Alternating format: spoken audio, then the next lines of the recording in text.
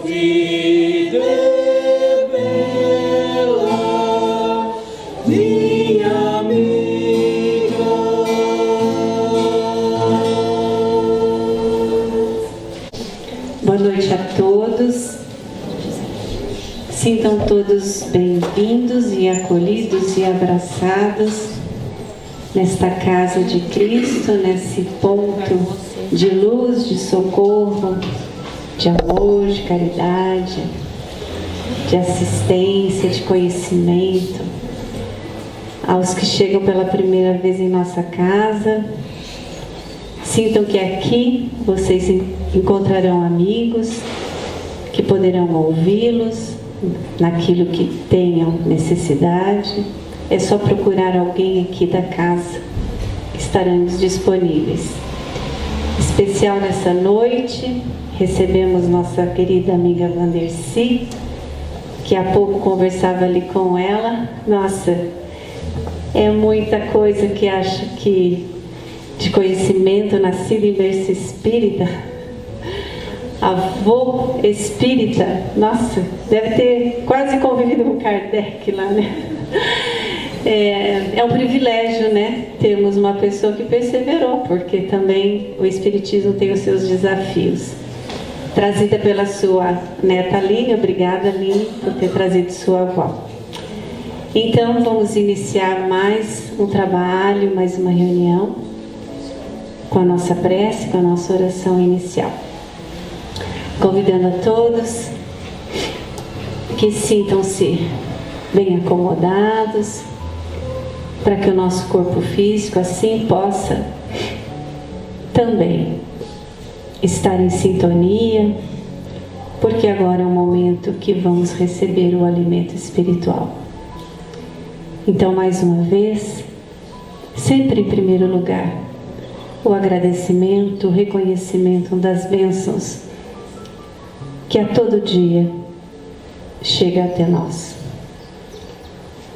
O privilégio de estarmos mais uma vez na existência física. Agradecidos a Deus Pai por essa oportunidade. A Jesus, seu Filho bem-amado, que aqui nos acompanha ainda, porque ainda somos ovelhas necessitadas deste pastor. a nossa Mãe Maria, que acolhe também as nossas dores, que nos abraça, que nos ouve. Que possamos então, nesse momento de oração, no mesmo pensamento, numa mesma energia, como Jesus bem disse, onde 2 ou mais pessoas estivessem no seu nome, Ele estaria. Então estamos em companhia de Jesus. Que essa energia amorosa nos envolva, que os nossos pensamentos, os nossos sentimentos possam aqui ser ouvidos e, na medida das nossas necessidades, possamos também ser amparados. Que possamos então, já em vibração que a música nos oferece, permanecermos em paz para ouvirmos a nossa irmã Vandeci, que com carinho está aqui para trazer pouco do seu estudo, do seu conhecimento. Que possamos então ter os nossos corações, esse terreno fértil para receber as suas palavras. Muita paz, que possamos ter uma noite de muito ensinamento. Boa noite a todos. As minhas primeiras palavras são de gratidão a Deus por essa oportunidade de estar aqui. Gratidão a Ana, que me convidou para não dar uma palestra, porque eu não sou palestrante. Eu ainda nessa encarnação não tenho o dom que tem a nossa irmã Jane. A nossa irmã Jane, você dá um tema, ela fala uma hora, com uma tranquilidade, com uma sabedoria, com uma fluidez. Mas nessa encarnação eu ainda preciso da cola, preciso ler. Então, não sou palestrante. Eu sou uma estudiosa, até meio relapsa, da nossa doutrina tão acolhedora, uma doutrina que nos envolve, que nos acolhe, que nos sustenta, que nos ampara, que nos orienta. E nessa condição, então, de colaboradora, eu venho falar hoje sobre a morte na visão do Espiritismo. Então, quando sabem que a gente é espírita, então as pessoas às vezes dizem: mas vocês espíritas só falam na morte, falam muito na morte. Por que vocês falam muito na morte? Não, nós falamos da vida, porque a morte é a vida, é a nossa vida verdadeira. De onde nós viemos? Viemos da espiritualidade. Para onde nós vamos? Nós vamos para o mundo espiritual. Nós estamos aqui de passagem. Né? E quando menos esperamos, né, vim a essa casa pela primeira vez em 1958, eu tinha 15 anos. Então faz 64 anos que eu venho a essa casa e passou tão rápido que eu nem senti. E todos nós aqui que temos mais de 20, 30, 40 anos, de repente acordamos e falamos: mas meu Deus, já se passou tudo isso. Então o Espiritismo não fala só da morte, mas ela fala dessa vida que existe após a morte do corpo físico. A minha fala, então, ela vai se basear no Livro dos Espíritos, de Allan Kardec, e num livro que eu considero assim, muito interessante, né, que todos nós deveríamos ler, e principalmente aqueles que ainda não entendem, né, muito bem o Espiritismo, e essa visão, né, a morte na visão do Espiritismo, que é de Alexandre Caldini Neto. Esse livro ele escreveu porque um amigo dele ficou viúvo, tinha uma filha de 15 anos, e essa filha, a sua esposa faleceu, e essa filha não se conformava com a morte da mãe. Não eram espíritas, e a menina estava muito revoltada, estava desesperada, e esse amigo pediu para o Alexandre conversar com ela. E ele chama essa menina aqui de Maria. E ele conversa com ela durante muito tempo, explicando, né, a morte da mãe, a passagem, como os espíritos vivem, o que nós devemos fazer, né, diante da perda de algum ente querido. E essa menina aceitou, se conformou com a situação e passou a ver aquela perda de uma outra forma. E aí ele se perguntou, se esse conhecimento foi bom para Maria, por que então eu não divulgo isso, né? E aí então ele fez sob a forma de livro. E ele tem uma frase interessante, né, no final do livro: se você gostou do livro, passe para frente. Se você não gostou, passe para frente. Então, de qualquer forma, a gente tem um livro, né, como uma forma depois de divulgar, de estender esse conhecimento para as outras pessoas. Então, o Espiritismo, ele trata da vida, né? Para nós, existe uma só vida, que é a vida do espírito. Mas nós temos várias reencarnações, temos centenas de encarnações. Nós não sabemos quantas vezes nós já vivemos e quantas vezes passamos pela experiência da morte. Então, dessa forma, o Espiritismo vai falar sobre a morte como uma passagem, né, como uma transposição, e a encarnação como oportunidade de elevação, oportunidade de crescimento. Agora, o Espiritismo trabalha, né, tem como um dos pilares da sua doutrina a reencarnação, a comunicação com os espíritos, mas a reencarnação. Será que a reencarnação é um princípio apenas espírita? Não, nós sabemos que não. Então eu vou procurar em algumas religiões, essa visão da morte.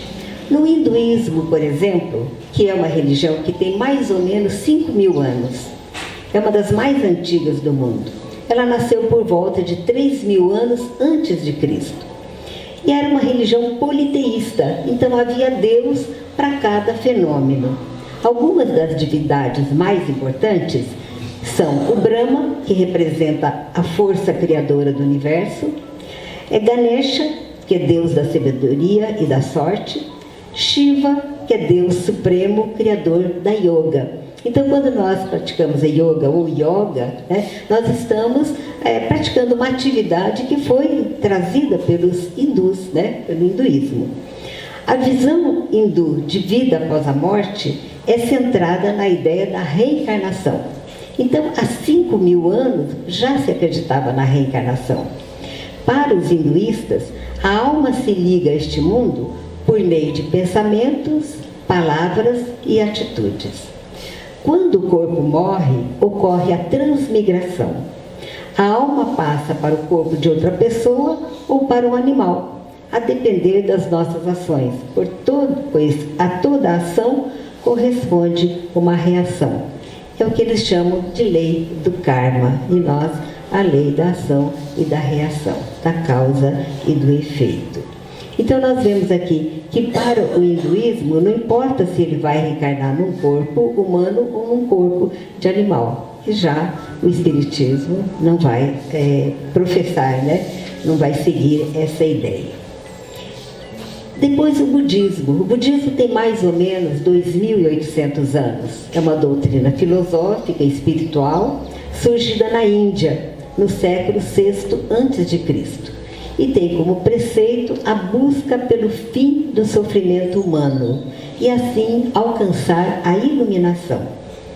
Seus princípios baseiam-se nos ensinamentos de Siddhartha Gautama, conhecido como Buda, que significa desperto ou iluminado. O budismo prega o renascimento ou reencarnação. Também, então, não é só o espiritismo, né?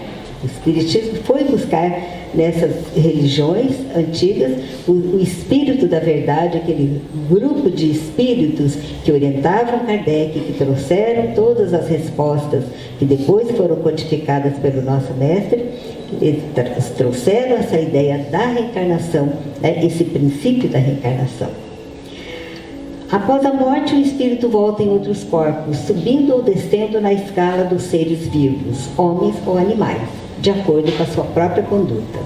O ciclo de mortes e renascimentos permanece até que o espírito se liberte do karma, que são aquelas ações que deixam marcas e que estabelecem uma lei de causas e efeitos. A depender do seu karma, A pessoa pode renascer em 6 mundos distintos para os budistas, né? Então nós temos reinos celestiais, reinos humanos, animais, reinos de espíritos guerreiros, espíritos insaciáveis e reinos infernais. Então, numa ordem decrescente. Estes mundos determinam a roda de samsara, ou seja, o transmigrar incessante de um mundo a outro, ora feliz e angelical, ora sofrendo terríveis torturas, brigando e reclamando. Em qualquer um desses estágios, as pessoas estão sujeitas a transformações.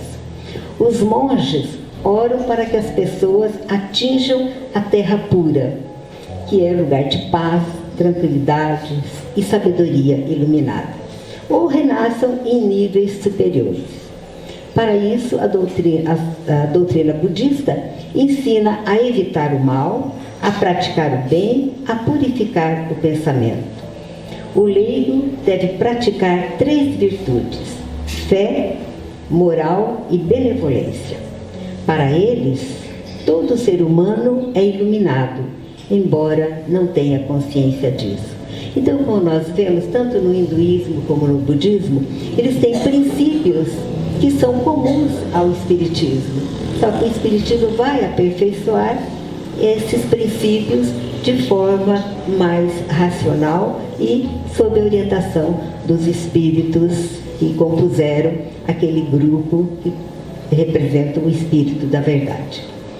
O catolicismo. Como o catolicismo vê a morte e a reencarnação?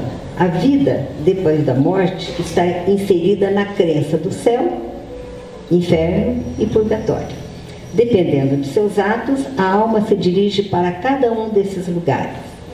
A alma é eterna e única, não retorna em outros corpos e muito menos em animais. Crê na imortalidade e na ressurreição, e não na reencarnação da alma. A Bíblia ensina que morremos só uma vez, e ao morrer, o homem católico é julgado pelos seus atos em vida. Se ele obtiver o perdão, alcançará o céu, onde a pessoa viverá em comunhão e participação com todos os outros seres humanos e também com Deus. Se for condenado, aí vai para o inferno. Algumas almas ganham uma chance para serem purificadas e vão para o purgatório, que não é um lugar, e sim uma experiência existencial da pessoa. Quem for para o céu ressuscitará para viver eternamente. Depois do juízo final, justos e pecadores serão separados para a eternidade. Deus julga os atos de cada pessoa em vida de acordo com a palavra que revelou através de seu Filho, com os ideais de amor, fraternidade, justiça, paz, solidariedade e verdade. Então, numa rápida passagem sobre a visão dessas 3 religiões, o hinduísmo, o budismo e o catolicismo, nós vemos que há princípios magníficos, né? A caridade, a benevolência, a paz. Então, nós vemos que todas elas pregam aquilo que é positivo, as virtudes. Mas há uma divergência aí em relação ao que acontece após a morte. E também a forma como cada um explica de onde viemos, o que estamos fazendo aqui, para onde vamos, qual é o nosso papel neste mundo. O Espiritismo, que tem apenas 165 anos codificado, né, com o lançamento do Livro dos Espíritos em 18 de abril de 1857, defende a continuação da vida após a morte, em um novo plano espiritual ou pela reencarnação em outro corpo. Aqueles que praticam o bem evoluem mais rapidamente. Então isso está em todas as religiões, e mais ainda no Espiritismo. Os que praticam o bem evoluem mais rapidamente. Os que praticam o mal, aí está a grande divergência. No Espiritismo, os que praticam o mal recebem novas oportunidades de melhoria através das inúmeras encarnações. Então aí está a grande diferença, a grande visão de Deus, como nós entendemos Deus no Espiritismo. Um Deus bom, um Deus justo, um Deus que dá novas oportunidades para voltarmos atrás e corrigirmos aquilo que falhamos nessa encarnação ou em encarnações passadas. É um Deus justo, é um Deus que não persegue, que não condena para penas eternas. Os espíritas creem na eternidade da alma e na existência de Deus, mas não como criador de pessoas boas ou más. De acordo com o Livro dos Espíritos, Deus criou os espíritos simples e ignorantes, sem discernimento do bem e do mal. Quem constrói o céu e o inferno é o próprio homem. Então, muitas vezes, né, eu estava até comentando com a Vânia ou com a Ana, que quando eu era criança, estava no grupo escolar, no 4º ano, tinha 10 anos, e havia aula de religião. E o padre lá havia aula de religião, que é religião católica, né? Não havia aulas de uma orientação moral, espiritual. Era religião católica, era imposta, né? E o padre, que era um italiano, o padre Domingos, entrou na sala lá do 4º ano e perguntou: quem fez a primeira comunhão? Eu nem sabia o que era comunhão, né? Porque, como já a Vânia falou, meu avô era espírita, já veio de Minas e construiu o primeiro centro espírita de Palmito, ainda na mata, ali em Sertanópolis, em 1933. Então, meu avô já era espírita, meu pai era espírita, e nós crescemos num ambiente espírita. Então, não se falava em comunhão, comungar, em batizar, né? Nada disso. E o padre perguntou: quem fez a primeira comunhão? Eu, com 10 anos, olhei em volta, todo mundo levantou a mão, eu não levantei, porque eu não sabia o que era aquilo. E aí ele perguntou: quem é que não foi batizado na igreja? Todo mundo ficou quieto, aí eu falei: bom, eu nem sei o que é isso, mas levantei a mão. E aí ele virou para mim e perguntou: que religião é a sua? Eu falei: sou espírita. E aí ele gritou bem alto na sala: religião do demônio! Então eu fiquei chocada, saí da sala chorando, cheguei em casa: pai, por que a nossa religião é do demônio? Ele falou: filha, você vai ouvir isso a vida inteira. É uma forma deles se prevenirem, né? Eles têm medo do espiritismo, porque o espiritismo vem pregar uma verdade diferente. Vem dizer que não existe demônio, que o demônio está dentro de nós. Quando praticamos o mal, quando olhamos para as pessoas só observando o mal para criticar, para ofender, para magoar. Então, nós não acreditamos em demônio, minha filha. Então, fique tranquila, mas você vai ouvir isso a vida inteira. E até hoje, infelizmente, há pessoas que ainda são pobres de espírito, né? E ignorantes, e não sabem respeitar a crença do outro e vão taxando, né? De uma forma aleatória. Pela teoria espírita, todos os seres humanos são espíritos reencarnados na Terra para evoluir. A morte seria apenas a passagem da alma do mundo físico para a sua verdadeira vida no mundo espiritual. E mesmo nesse suposto paraíso, acredita-se que o espírito esteja em constante evolução para o seu aperfeiçoamento moral. A alma dos mortos ligam-se umas às outras em famílias espirituais guiadas pela sintonia entre elas. Consequentemente, os lugares onde vivem possuem níveis vibratórios diferentes, sendo uns mais felizes e sofredores e outros mais felizes e plenos. Por que a reencarnação é necessária? A reencarnação é necessária porque Deus é bom e justo. Diz Kardec na questão 133, tem necessidade de reencarnação os espíritos que desde o princípio seguiram o caminho do bem? A resposta do Espírito de Verdade: todos são criados simples e ignorantes e se instruem nas lutas e tribulações da vida corporal. Deus, que é justo, não podia fazer felizes uns, apenas uns, sem fadigas e trabalhos, consequentemente sem mérito. E continua: as aflições da vida são muitas vezes a consequência da imperfeição do espírito. Quanto menos imperfeições, tanto menos tormentos. E aí a gente, mas isso aqui não está assim contraditório? Quanto menos imperfeições, tanto menos tormentos. E aí nos lembramos da história que a nossa irmã Jane sempre conta sobre Jerônimo Mendonça, né? Você já deve ter ouvido aqui a história, muitos já devem ter lido o livro que a Jane escreveu sobre o gigante deitado. Jerônimo Mendonça, que era do interior de Minas, até os 17 anos era um homem alto, atlético, forte, e que se gabava até do seu físico. Ele chegava na frente do espelho, batia no peito e dizia: aí Tarzan, né? Com aquela força, aquela coragem. Mas ele foi acometido de uma doença, artrite reumatoide, e foi perdendo os movimentos das pernas, dos braços, e ele foi passando então para uma cadeira para bengala, para muleta, para cadeira de rodas, até que ficou totalmente paralisado, apenas com o movimento dos olhos, deitado numa cama ortopédica, e mesmo assim nunca se julgou um coitadinho. Ele tinha a alegria de viver. Quem ia lá para consolá-lo, saía de lá consolado, porque ele mostrava que mesmo com o corpo físico todo mutilado, ele podia fazer o bem.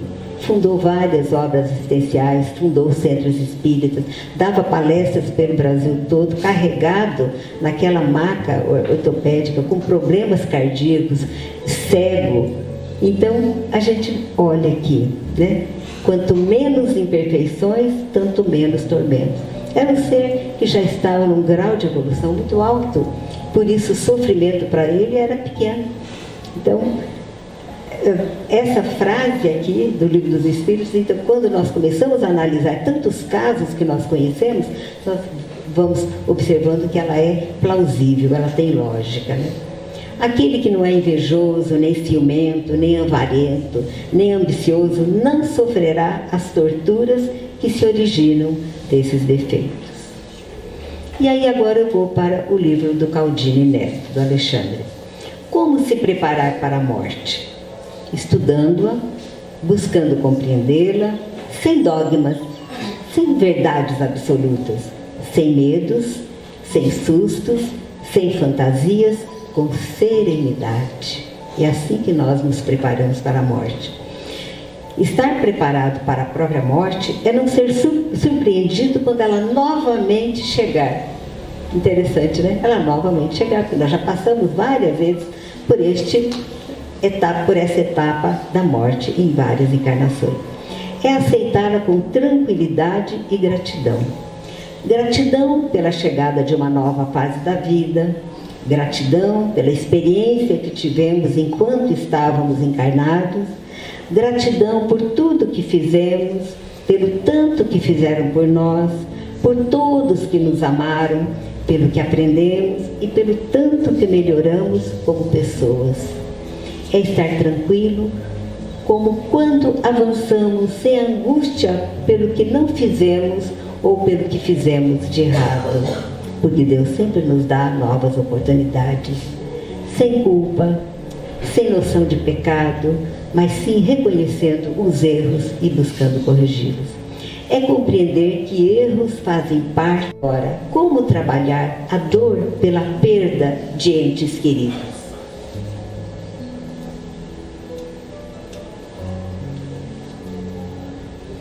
No Livro dos Espíritos, a questão 936, a resposta: o espírito é sensível à lembrança e às saudades dos que lhe eram caros na terra. Mas uma dor incessante e desarrazoada o toca penosamente. Gostaria que vocês guardassem essa frase, porque depois eu vou ler uma pequena parte aqui de uma carta psicografada por Chico Xavier, e nós vamos ver o que Kardec recebeu do Espírito de Verdade e coloca nessa questão 936 e o que diz essa mensagem recebida pelo Chico. Vou repetir: o Espírito é sensível à lembrança e às saudades dos que lhes eram caros na terra, mas uma dor incessante e desarrazoada o toca penosamente, porque nessa dor excessiva ele vê falta de fé no futuro e de confiança em Deus e, por conseguinte, um obstáculo ao adiantamento dos que choram por ele e um obstáculo à sua reunião com esses que ficaram. A doutrina espírita nos oferece suprema consolação por ocasião de uma das mais legítimas dores. Sofrer, a perda de um ente é normal, é humano. O que nós não podemos é perder o sentido dessa dor, exagerar nessa dor, prejudicando o espírito daquele que desencarnou. Com o Espiritismo não há mais solidão, não há abandono. O homem, por mais isolado que esteja, tem sempre perto de si amigos com quem pode comunicar-se, os amigos que foram para a espiritualidade. E agora, o que diz Alexandre Caldini Neto? Quando morre alguém próximo e querido, a quem estamos tão acostumados, não raro continuamos a comentar os nossos passos e nossos pensamentos como se a pessoa ainda estivesse ao nosso lado. Como encarnada ao nosso lado, ela já não está mais. E tampouco como espírito deveria estar. Quando vivemos comentando tudo com a pessoa que desencarnou, fazendo com que ela continue a fazer parte da nossa vida, estamos abrindo mão da experiência de viver sem a companhia dessa pessoa, o que é uma experiência importante para o nosso crescimento. Também estamos, de alguma forma, incentivando esse espírito a permanecer por aqui. Isso é bem ruim para ele e para nós. Quando quem amamos desencarna, acaba aquela fase aqui entre os encarnados. Volta para o mundo dos espíritos de onde veio. E é lá que tem agora seu futuro imediato. É lá que encontrará seus próximos estágios de desenvolvimento. Lá existe gente esperando por ele e até precisando dele. Amarrá-lo aqui conosco, mesmo que por suposto amor, é egoísmo, é ruim. Respeitemos aquele que está numa nova fase da vida. E eu gostaria de ilustrar tudo que nós falamos aqui com essa mensagem, trechos da mensagem que a minha mãe recebeu de Chico Xavier, um ano após o desencarne do meu pai. Muitos aqui da casa sabem que meu pai era chofer de praça, hoje é motorista de táxi, é taxista, ele era chofer de praça, e ele foi morto por 3 rapazes que contrataram uma corrida. Ele tinha 62 anos e foi fazer essa corrida até Campo Mourão, e quando chegaram numa plantação, eles fizeram meu pai descer e ali o mataram, Então foi um baque muito grande, nós somos em 10 irmãos. E foi então, minha mãe ficou desesperada, ela tinha 57 anos e 10 filhos, Quase todos já estavam criados, já estudados, eu já era casada, e sou a terceira na sequência ali dos 10. Mas ela ficou muito revoltada. Então a minha mãe não se conformava em momento algum e toda hora ela ficava perguntando: como será que ele desceu do carro? Como será que mataram? Como será que... Então ela vivia sempre questionando e desejando vingança, e a gente procurando dentro da doutrina espírita consolá-la, sabendo que a dor dela era muito grande. E aí então a gente ia procurando falar e orientar com o Evangelho. E até que um dia ela foi até Uberaba e conseguiu uma carta, essa mensagem do meu pai. Então, num trecho ele diz assim, primeiro ele agradece a Deus pela oportunidade, e o primeiro pensamento dele é o da prece. E depois ele diz, se dirigindo à minha mãe: minha velha, não chore, a tempestade passou.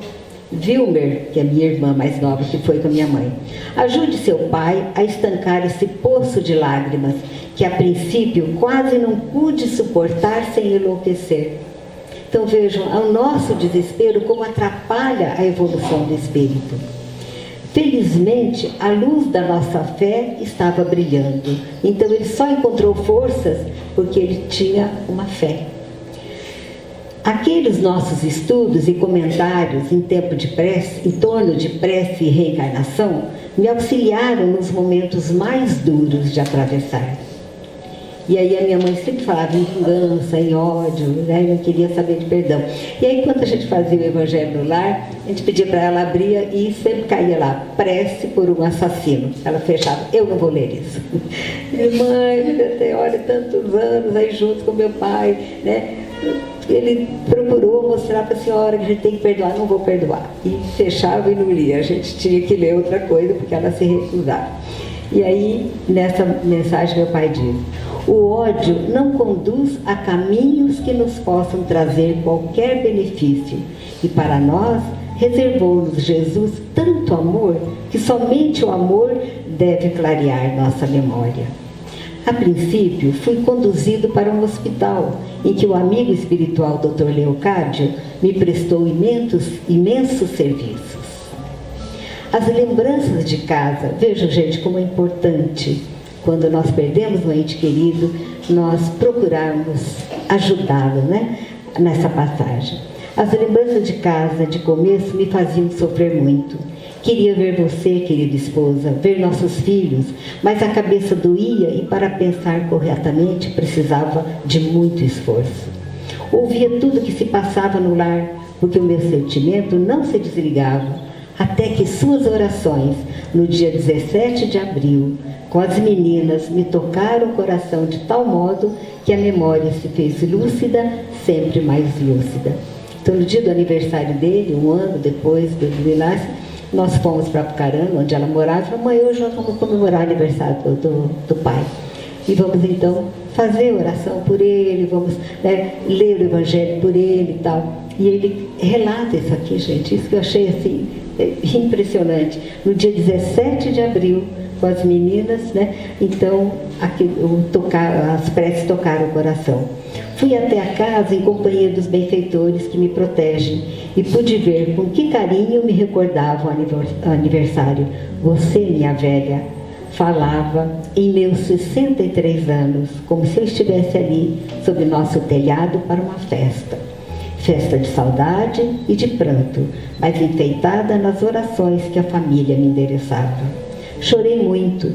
Eu que rogo a vocês não chorarem, mas é que a alegria do resgate havido me confortava. Embora as dificuldades da existência material, a dívida fora saldada. E eu agradeci, como agradeço agora, as provas por nossas bênçãos. Vou bem e continuarei melhor com as bênçãos de Jesus para ser-lhes mais útil. E aí ele termina: o dia de ontem já passou. Hoje está saindo de foco. Amanhã será outro dia e depois, muito depois, para nós que desejamos a você uma existência longa junto de todos os nossos, será o reencontro, a vida sem separação. E minha mãe se reencontrou com ele há 14 anos.